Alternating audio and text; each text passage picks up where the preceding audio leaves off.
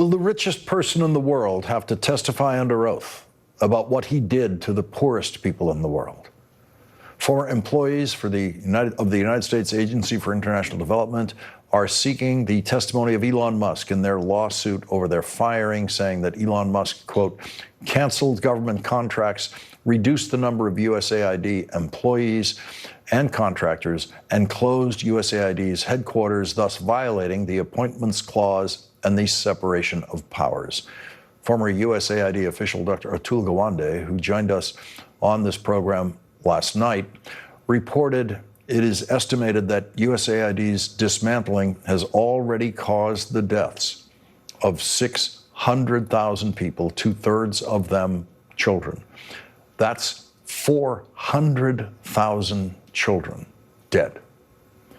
In his latest article for the New York Times, columnist Nick Kristof writes, one of the scenes that has pained me the most while covering the demolition of the U.S. Agency for International Development was of a warehouse in West Africa, stocked with millions of doses of medicines to prevent river blindness, to deworm children, and to cure a debilitating parasitic ailment called schistosomyosis.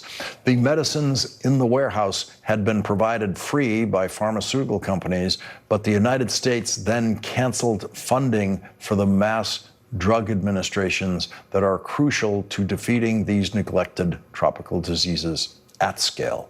Joining us now is Nicholas Kristof, Pulitzer Prize-winning journalist and columnist for the New York Times, who has been covering this crisis created by Elon Musk and Donald Trump. Nick, your latest reporting on this takes us into ever more detail about the disaster that is now less than a year old, but is the worst disaster ever to strike in the history of this kind of program in the United States government. Yeah, I mean, look, President Trump has done many, many terrible things, but this is probably his most lethal single policy. As you said, more than 600,000 people who have died, 2/3 of them are kids. And, you know, I think of a little boy in Uganda I met, Freddie, who was starving to death because the U.S. made peanut paste that we had provided for children like that was sitting in warehouses in Georgia and Rhode Island. The U.S. had purchased it, paid for it, and was paying $10,000 a day to store it in the U.S. rather than shipping it out to keep kids like Freddie alive.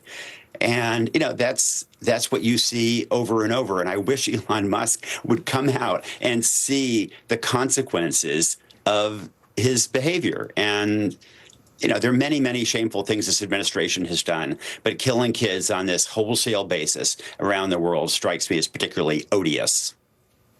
Nick, what would Elon Musk or any of us see if we were lucky enough to be able to accompany you on your investigative reporting that you've been doing this year in Africa? Well, for example, in rural Liberia, I came to an area where the U.S. had provided ambulances to save the lives of women who were at risk in childbirth. It had been a priority for Republicans and Democrats to reduce maternal mortality. So the U.S. had provided 2 ambulances, had provided diesel fuel for them. And I visited a village where a 21-year-old mother of 2, Yama Freeman, had she'd been in labor. She was in obstructed labor. They called the ambulance and they said, oh, sorry, the U.S. has cut off the fuel. And so we have these 2 ambulances donated by the U.S., but we don't have the diesel. And so if somebody can send diesel to us, then we'll go and rescue Yama. And, you know, so the strongest young man in the village put her in a hammock, put Yama in a hammock, and ran on foot down the path toward the hospital. And they were shouting up at her as they ran, you know, Yama, hang in there, hang in there. And she bled to death on the way. And, you know, that is repeated over and over. And, you know, I would also just say that Elon Musk has the resources that, you know, he earns as much in interest on his wealth every year that he could make good and save far more lives than he is costing. And if he would like to do that, then I have a suggestion. In that column that you mentioned, Lawrence, I note that we have a fundraising campaign to try to address the costs that USAID has imposed by being closed, and those drugs, for example, you mentioned. Now, my readers are going to be stepping up, and we are going to distribute them to those kids so that they won't develop river blindness. 75 cents a child, and we have a 4-to-1 match with the help in part of Bloomberg Philanthropy, which is matching all donations, and there are other matches. So, Elon Musk, if you're watching, this is your chance to not exactly redeem yourself, but to mitigate the consequences of the devastation that you have caused worldwide. Nick, is there a website people should go to for that, to make that contribution? Yeah, it's thanks for asking. It's KristoFimpact.org, Kristof with just one F, KristoFimpact.org, and you can get that match. And you can choose one of 3 charities, 2 international and 1 here in the U.S. And, you know, in the face of some really terrible things happening, we can maybe do something together to push back to the darkness and try to make this a little bit better world.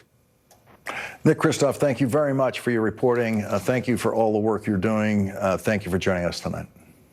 Thank you, Lawrence. We'll be right back.